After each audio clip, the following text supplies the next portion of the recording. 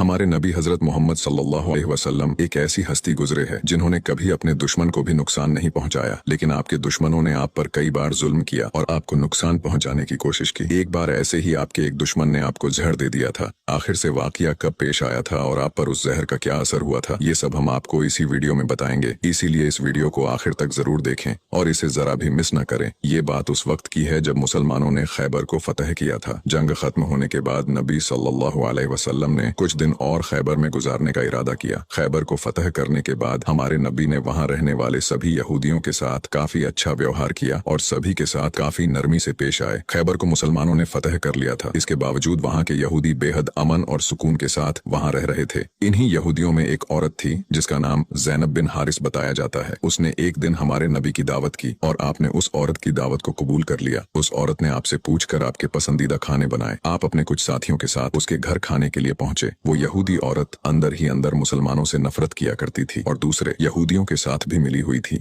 जो मुसलमानों के दुश्मन थे। उस औरत ने खाने में पेश होने वाले बकरी के गोश्त में जहर मिला दिया था। जब जहर से भरे उस गोश्त को आपके सामने पेश किया गया और आपने खाने के लिए एक निवाला उठाया और अपने मुंह में रखा तो आप समझ गए कि इसमें जहर मिला हुआ है। आपने तुरंत अपने साथियों को खाना खाने से रोक दिया और कहा कि इसमें जहर मिला हुआ है, लेकिन अफसोस कि आपके कुछ साथी उस वक्त तक कुछ गोश्त खा चुके थे जिसकी वजह से उनकी शहादत हो गई। कहा जाता है कि जहर के बारे में हमारे नबी को उस जहर की बोटी ने ही खबरदार किया था। इस वाक़े के बाद उस औरत के साथ साथ उसके सभी साथियों से पूछताछ की गई तो उन्होंने न सिर्फ अपना गुनाह कबूल किया बल्कि ये भी कहा कि हमने आपके साथ ये इसलिए किया क्योंकि हम ये देखना चाहते थे कि आप अल्लाह के सच्चे नबी हैं या नहीं। अगर आप अल्लाह के सच्चे नबी हैं तो इस जहर का आप पर असर नहीं होगा और अगर आप अल्लाह के नबी नहीं हैं तो हमें आपसे छुटकारा मिलेगा। ये बात तो सब जानते हैं कि हमारे नबी ने कभी किसी से बदला नहीं लिया, जबकि आप पर कई बार बहुत जुल्म किया गया जिसके बारे में कोई सोच भी नहीं सकता। लेकिन जब उस जहर की वजह से आपके सहाबा की शहादत हुई थी तो कानून के मुताबिक उस औरत को भी कत्ल कर दिया गया। लेकिन कुछ रिवायतों में आता है कि उस औरत ने खुदकुशी कर ली थी। वही कुछ रिवायतों में कहा जाता है कि उस औरत को माफ कर दिया गया था। इस बारे में कई मुफस्सरीन अपनी अलग अलग राय रखते हैं। एक हदीस में हजरत आयशा फरमाती है कि जब नबी सल्लल्लाहु अलैहि वसल्लम की जिंदगी के आखिरी दिन चल रहे थे और आप बीमार रहा करते थे, उस समय आप कहा करते थे कि खैबर में जो मैंने जहर से मिले हुए गोश्त का टुकड़ा खाया था उसका दर्द मैं आज भी महसूस कर सकता हूँ। ये बात कई किताबों से साबित है कि उस जहर का असर हमारे नबी के आखिरी दिनों में देखा गया था और इसी जहर के असर ने आपकी वफात में एक अहम किरदार अदा दिया था।